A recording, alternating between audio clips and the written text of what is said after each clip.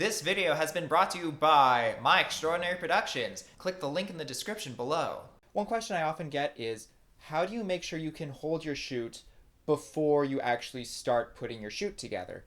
So here are a couple of things I go through first. So I like to start off with a script that's basically done.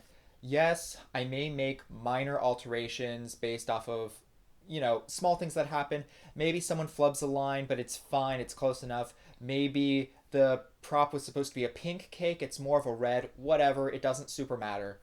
But I like to have a plan of action because, yes, you can theoretically improvise something and get a decent product, but if you have a plan to begin with, you're just much more likely to achieve success.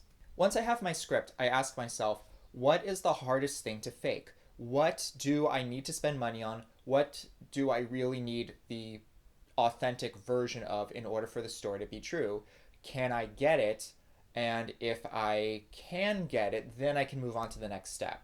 For me, the hardest thing to fake is usually a location, meaning I either have something or I don't. You can't really shoot in a void. I've talked about it in the past, how if I can't get a genuine set, like a genuine hospital or something, I am much more likely to try to take a room in whatever space I'm living in and try to make that look like the thing I need it to look like. Renting sets, of course, is easier than trying to take something and make it look like the real thing.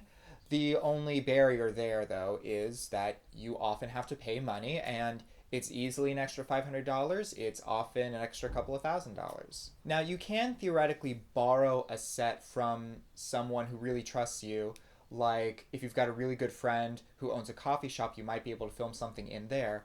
The issue is, how do you pay that person back? How do you meet that person to begin with and get them to lend you their coffee shop? Because, there are a lot of factors at play. When do you want to shoot it? When can you shoot it where you won't get in their way? Is it possible for you to do what you want to do without jeopardizing their business? So at this point, you've got your script ready and you figured out your most difficult to obtain item and you figured out how to obtain it. So now you can start working on the budget. You're not actually buying anything, you're just figuring out how much everything would cost and if the dollar amount is achievable. Personally, I like to have a set budget where I say, I cannot go over $2,000 for this project or whatever, and then I try to make sure that I have at least 10% of whatever that budget is for wiggle room. So in my $2,000 example, I would have to have $200 for wiggle room because something's gonna come up. So I can really only spend $1,800 on the project.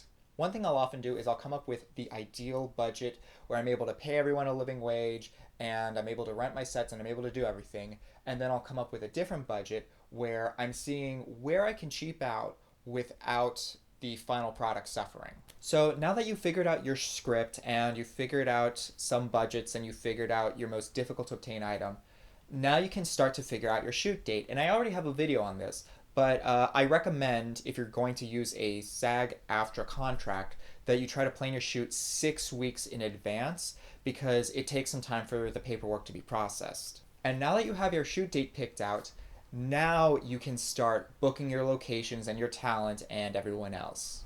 Alright, thank you so much for watching. Be sure to hit the like and subscribe buttons below, and be sure to leave a comment with your questions.